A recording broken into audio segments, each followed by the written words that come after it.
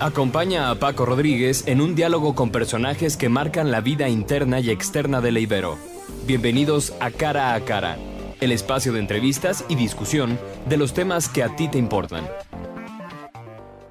¿Qué tal? Un gusto saludarlos. Bienvenidos a Cara, el programa de entrevistas y discusión de Ibero TRC. Yo soy Paco Rodríguez y me da mucho gusto saludar en esta ocasión a dos especialistas del área de la nutrición. Está aquí con nosotros la licenciada Arlén Ricalde Moreno. Ella es nutrióloga independiente.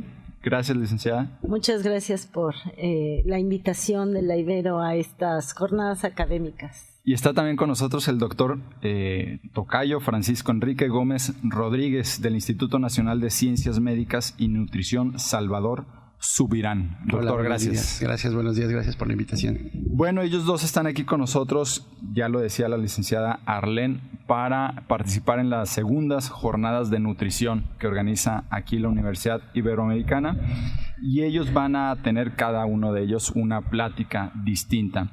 La licenciada Arlén Ricalde va a hablar sobre el síndrome metabólico, la antesala de la diabetes y sus complicaciones.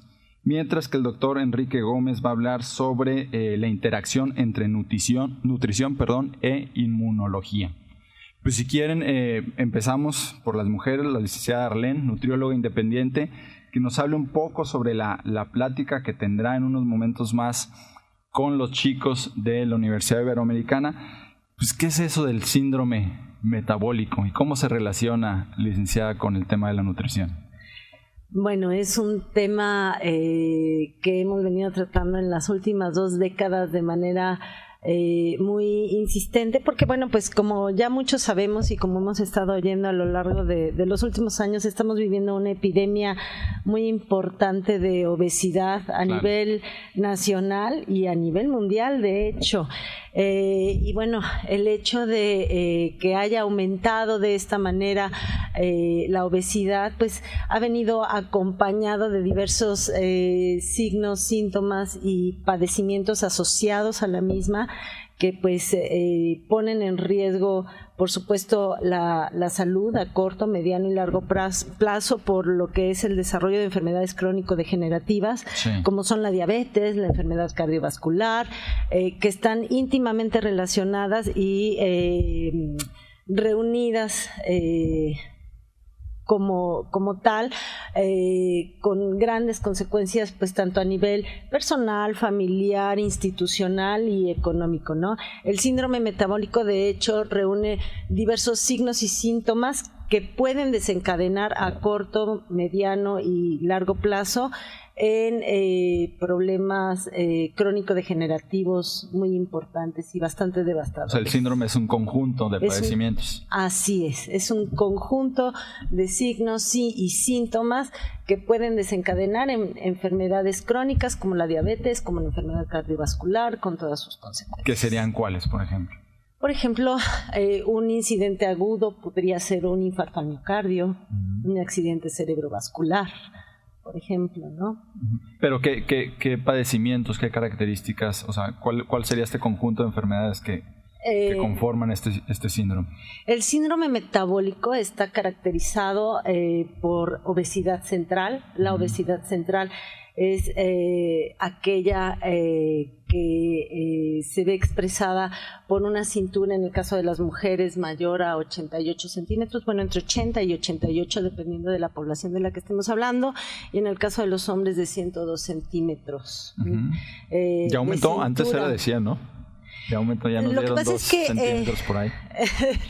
Bueno, en realidad depende de la población que estemos hablando. La Organización Mundial de la Salud ha venido haciendo diversos estudios donde están clasificando pues justamente esta medida de cintura dependiendo de la población de que estemos hablando, ¿no?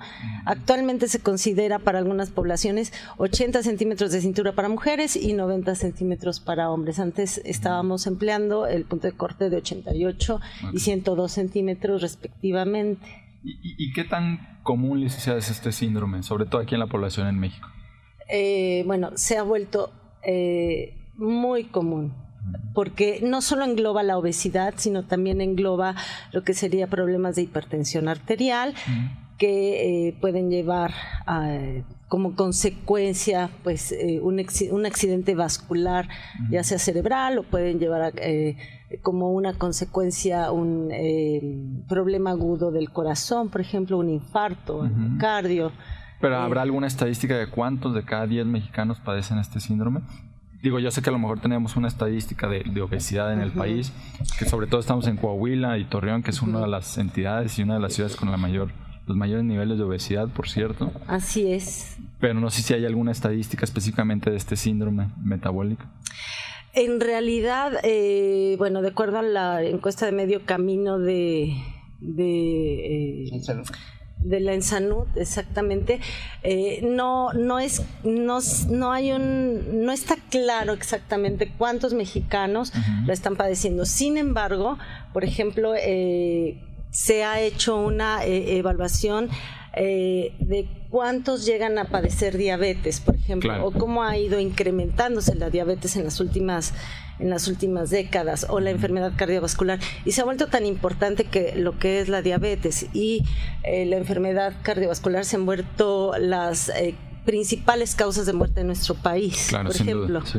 Exactamente, han ocupado ya los primeros lugares, pero como para decir, bueno, 8 de cada 10 mexicanos tienen síndrome metabólico, no, pero sí tenemos datos de cuántos mexicanos padecen obesidad y por supuesto, claro, se encuentran en riesgo de desarrollar ya sea enfermedad cardiovascular o diabetes, que bueno, es una proporción bastante grande. Estamos hablando de más del 70% de la población adulta en México mayor de 20 años que padece obesidad, y las consecuencias que incluyen, por supuesto, lo que es pues hipertensión arterial, por ejemplo. Ahorita hablaba de este tema de las mediciones en las cinturas de las mujeres y de los hombres, pero entonces esto quiere decir que no se puede hablar de que un niño tenga un síndrome metabólico, un síndrome metabólico propenso a este tema de la diabetes.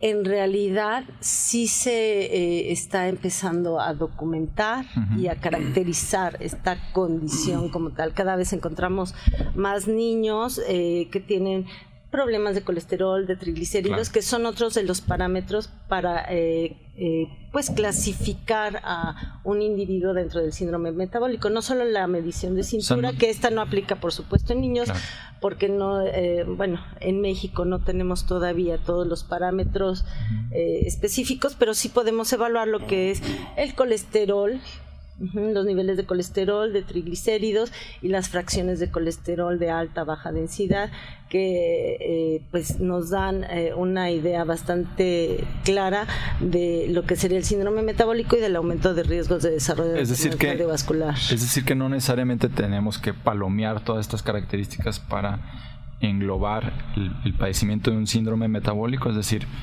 con que tenga alguna se puede considerar ya como síndrome. Para considerar los síndromes se deben tener al menos dos. De varios parámetros. Uno es la obesidad central, el otro son del perfil de lípidos, los niveles de colesterol y triglicéridos. Los triglicéridos, cuando están por encima de 150 miligramos por decilitro, pues ya representan un factor de diagnóstico junto con la obesidad central. Uno adicional sería bueno, aparte del sobrepeso, el colesterol, los triglicéridos, el colesterol HDL, que es el de alta densidad, por debajo de 40 miligramos por decilitro en el caso de los hombres y de 50 en el caso de las mujeres. Oiga, licenciada, una pregunta. Hay que tener dos parámetros, de al menos estos 5, ¿no? Una pregunta que siempre está presente en estos temas: ¿este tipo de problemas, de síndromes en este caso, es hereditario o se va desarrollando? Bueno, en realidad la obesidad puede promover que se desencadene de forma más acelerada. En las últimas publicaciones, en los últimos estudios, se ha visto que bueno, la herencia puede ser un factor determinante, pero por supuesto tiene que tener la influencia ambiental para que los genes se expresen, ¿no? Bien, estamos hablando con la licenciada Arlén Ricalde Moreno, ella es nutrióloga independiente, y también está aquí con nosotros el doctor Enrique Gómez Rodríguez del Instituto Nacional de Ciencias Médicas y Nutrición. Doctor, usted nos va a platicar sobre el tema de la interacción entre nutrición e inmunología. Pues bueno, pues qué tan estrecha es esta relación entre nutrición y el tema inmunológico. Es muy estrecha y la mayoría de la gente lo maneja y lo sabe y dice, viene la época de frío, tómate tus complementos vitamínicos para mejorar o reforzar tu sistema inmune. Y en realidad el sistema inmune, entre otras cosas, lo que hace es combatir infecciones, no nada más virales, también bacterianas y de parásitos. Pero el concepto general de toda la población es, viene la época de frío, hay que tomarse estas cosas que son vitamina C, alimentos y la vitamina C y otras que dicen para reforzar tu sistema inmune, sí. O suplementos para personas en edad adulta que para mejorar también tu sistema inmune. Y eso es una de las muchas cosas que hace el sistema inmune. El sistema inmune en realidad no es nada más durante la enfermedad. El hecho de que una persona se enferme representa que su sistema inmune en ese momento le falló un poquito. Porque una persona sana no tiene problemas de enfermedad o de infecciones. Y generalmente nadie estamos enfermos. Todos los que andamos por la calle y comemos estamos sanos gracias al sistema inmune. Pero tampoco se asocia, por ejemplo, el desarrollo de un tipo de tumor con el sistema inmune.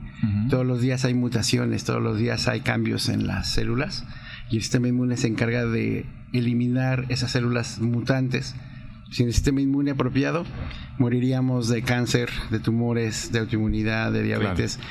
Entonces, si el sistema inmune no funciona desde niño, en la naturaleza hace lo que tiene que hacer, selecciona a los sujetos más aptos y se deshace de los que tienen defectos en su sistema inmunológico.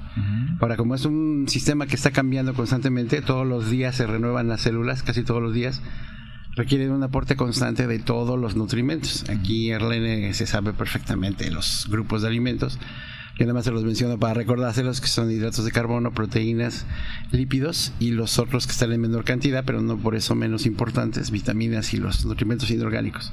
Las células de la respuesta inmune requieren todo eso. La falta de uno o de varios impacta de manera negativa casi siempre en la funcionalidad de las células. Las células están por todos lados.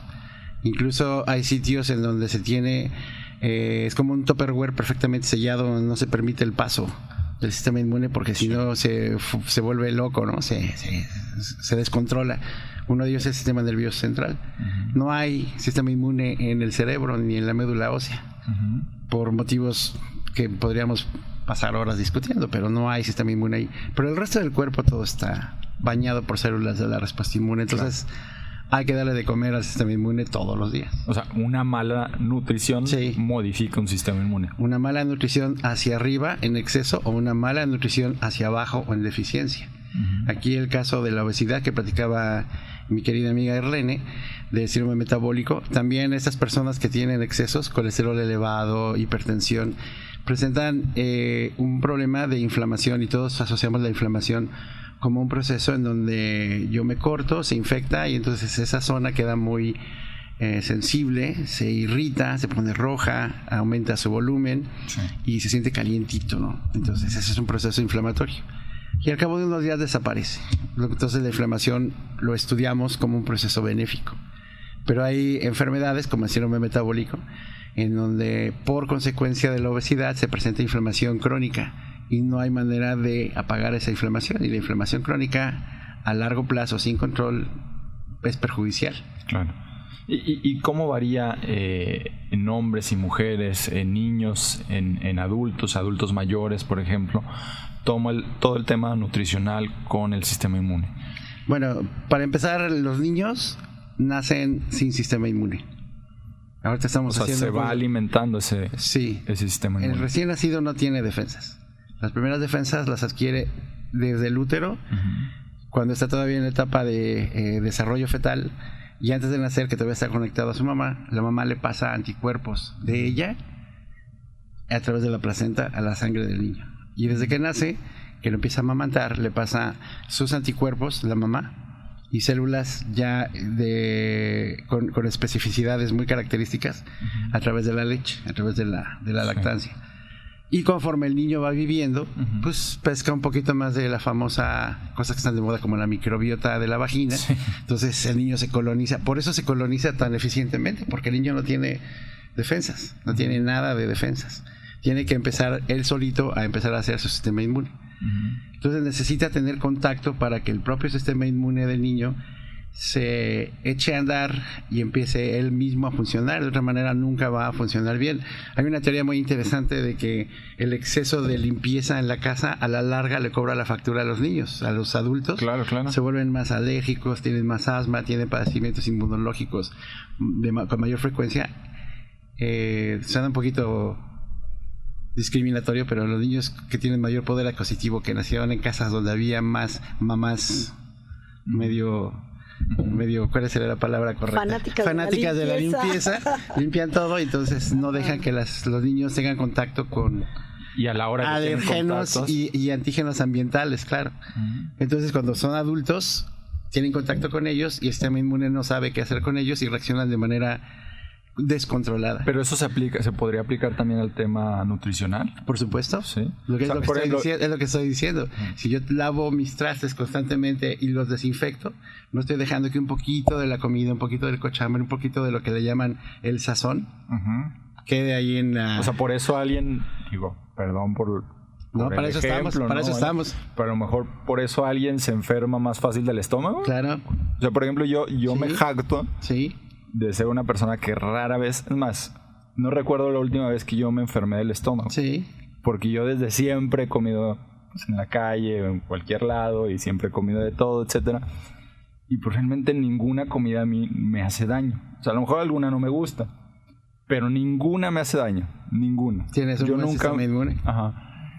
Y eso en ese sentido, porque siempre existen los tabús, ¿no? De las familias, de las mamás, de los papás. ¿Qué recomendaciones hacerle, sobre todo a los padres, cuando tienen un hijo, pues, ¿no? Y están alimentándolo? ¿De qué forma ayudar para proteger el sistema inmune? Bueno, aquí son dos cosas diferentes. Una, felicitaciones por tu sistema inmune. Sí.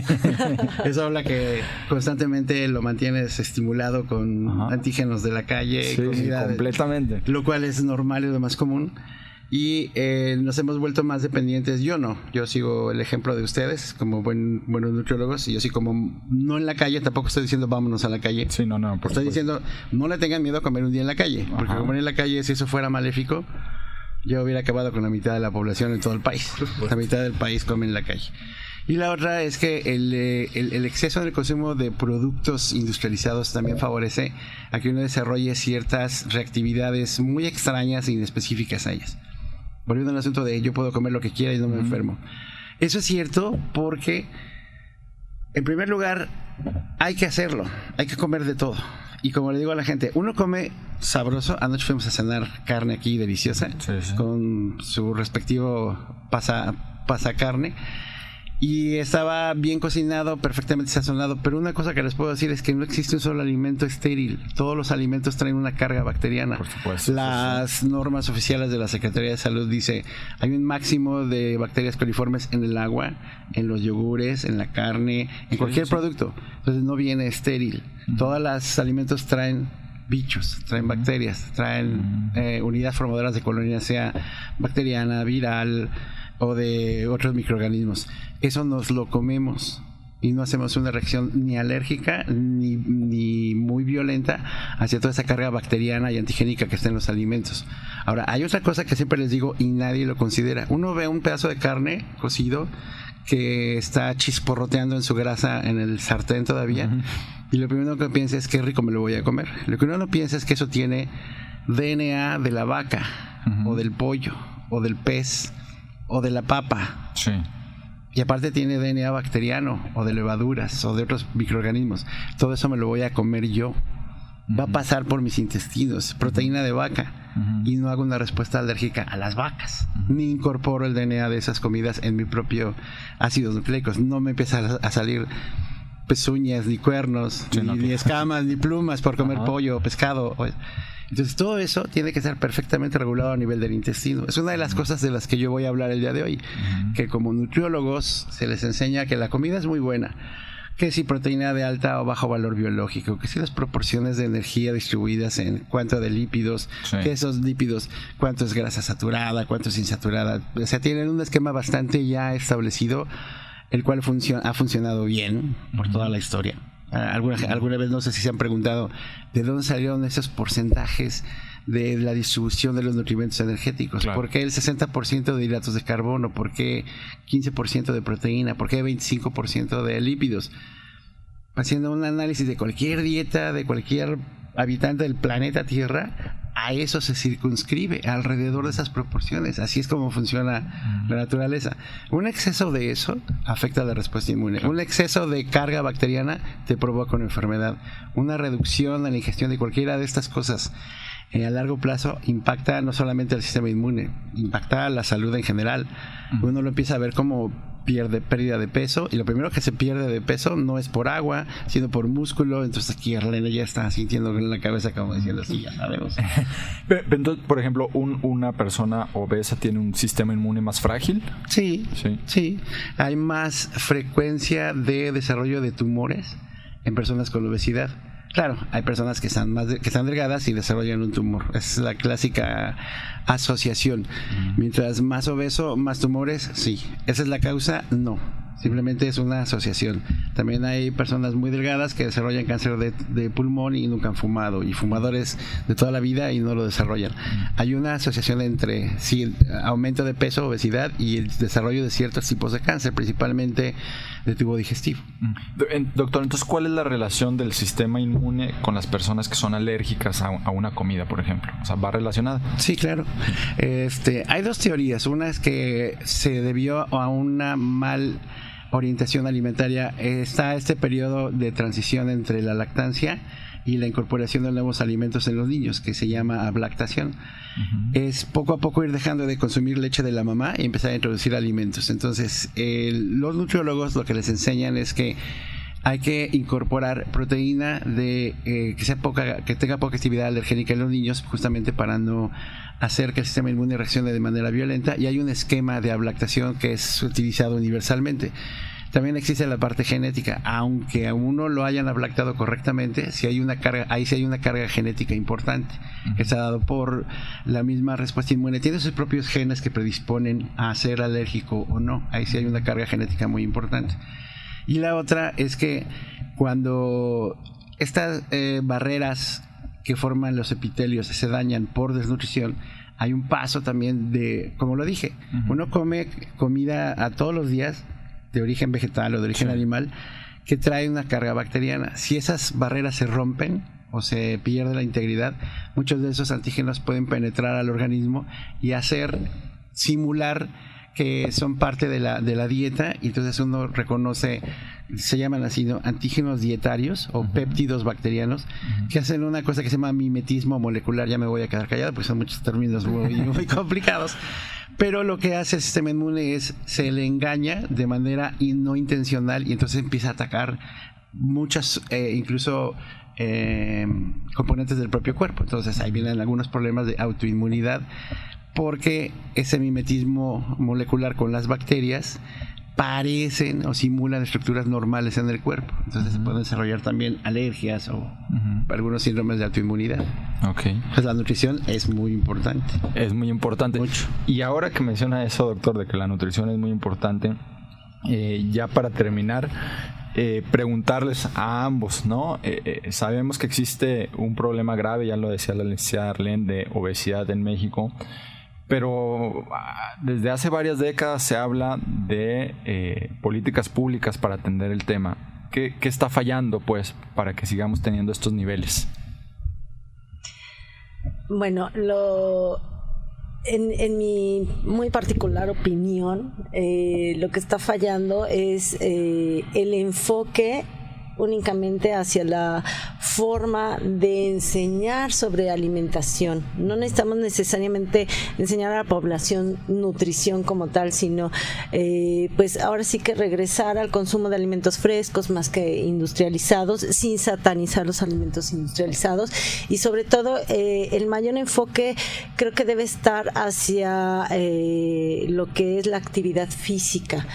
que dadas la evolución que hemos tenido los seres humanos en muchos sentidos, estamos muy enfocados pues a ciertas comodidades que nos han venido haciendo cada día más sedentarios y aunado a pues un alto consumo de alimentos industrializados que normalmente pues están adicionados con algunos elementos que están contribuyendo básicamente al aumento del colesterol, triglicéridos, son hiperenergéticos o hipercalóricos,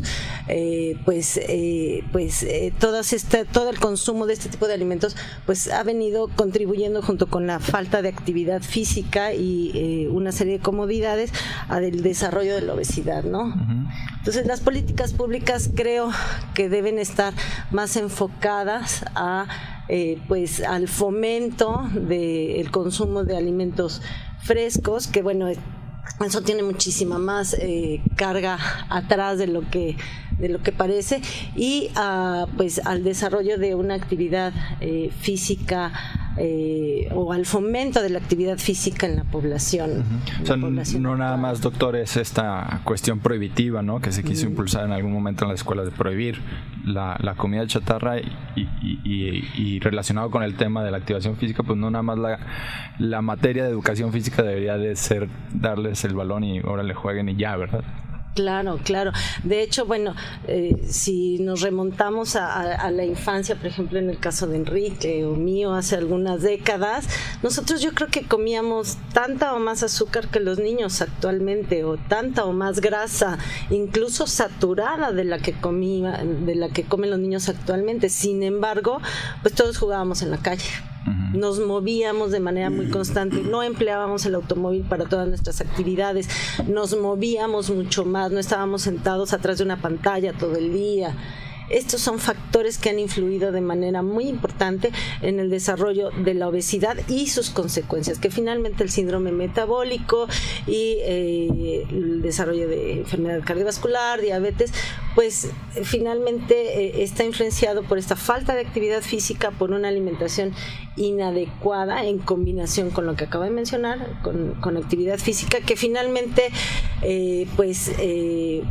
la obesidad con el proceso inflamatorio crónico que provoca, pues hace que se expresen genes que a lo mejor si hiciéramos ejercicio no pasaría absolutamente nada. De hecho, el ejercicio, la actividad física se ha vuelto una parte medular en el tratamiento de todos estos problemas de salud tan importantes que estamos viviendo. Entonces, finalmente, lo que sería el enfoque de las políticas públicas debería estar mucho más encaminado hacia el fomento de la actividad física en muchos sentidos, parques, mejorar el sistema público de transporte, por ejemplo, que haga que alguien camine a la esquina para así tomar el camión y no necesariamente subirse al coche y dar 2 pasos para llegar a la oficina donde va a trabajar, por ejemplo, ¿no?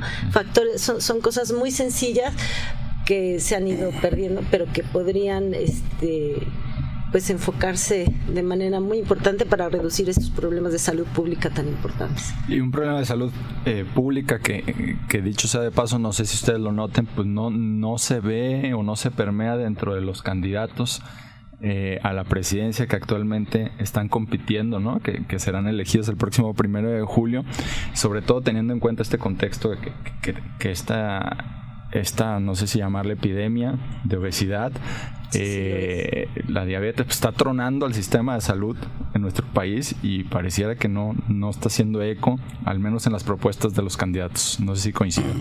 Son muy insensibles. No tienen la menor intención, no está dentro de su plan y van a gobernar un país de enfermos, lo cual para ellos es triste, pero les conviene tener gente apática. Y pues estoy hablando ahora exclusivamente por la Ciudad de México, no quiero meter en problemas aquí en la región de la Laguna, pero en la Ciudad de México somos bastante dejaditos, hacen lo que quieren con nosotros. Entonces, la semana pasada hubo una marcha en la Ciudad de México en donde se buscó que el gobierno invirtiera más dinero en apoyar a la ciencia. Yo personalmente participé y las consignas eran que se apoye más el desarrollo de la ciencia, porque es un es una inversión que va a tener futuro, a futuro va a tener frutos muy importantes. Se invierte muy poquito, entonces nada más para dar una idea, lo que contaba anoche con Arlene y con la maestra Victoria Carabeo, que fue la que nos invitó aquí a dar estas pláticas, se gastan 3 millones de pesos al día en las campañas presidenciales, sí. Y a nosotros cuando bien nos dan 1,5 millones de pesos para trabajar 3 años. Entonces no hay comparación. Se gastan más en cosas superfluas, inútiles, claro, que no van a tener ningún impacto porque ya todos sabemos por quién vamos a votar. No es necesario expresarlo abiertamente, pero todo el mundo sabemos por quién vamos a votar. Uh-huh. Pero ninguno de ellos, como dicen, lo ha dicho abiertamente. Yo voy a apoyar, yo voy a hacer. No han dicho absolutamente nada. Y eso es triste, pero no lo van a decir. No tienen, sí. y tienen algunas propuestas de personajes de la vida pública allá en la Ciudad de México, que ya dijeron, este va a ser mi secretario de salud, y uno no hace más que menear la cabeza de manera a manera de resignación, diciendo, no puede ser que ese otra vez. No es el mismo, no repite, pero es una escuela, claro, en donde no va a progresar esto. Entonces uno lo hace a nivel individual, ¿no? Este tipo de investigaciones, este tipo de lecturas, este tipo de prepararnos para venirles a decir estas cosas que les venimos a decir hoy. Y desafortunadamente pues tenemos un escenario poco alentador, muy pobre en este tema, ¿no? Muy pobre. Pues muchísimas gracias a ambos, la licenciada Arlene Ricalde, el doctor Enrique Gómez. Gracias a los dos por estar aquí con nosotros. Al contrario, gracias a ustedes. Gracias a ustedes. Gracias a Ana Paula en los controles. Yo soy Paco Rodríguez. Nos vemos a la próxima. Esto ha sido todo por el día de hoy. Nos vemos cara a cara en la próxima emisión.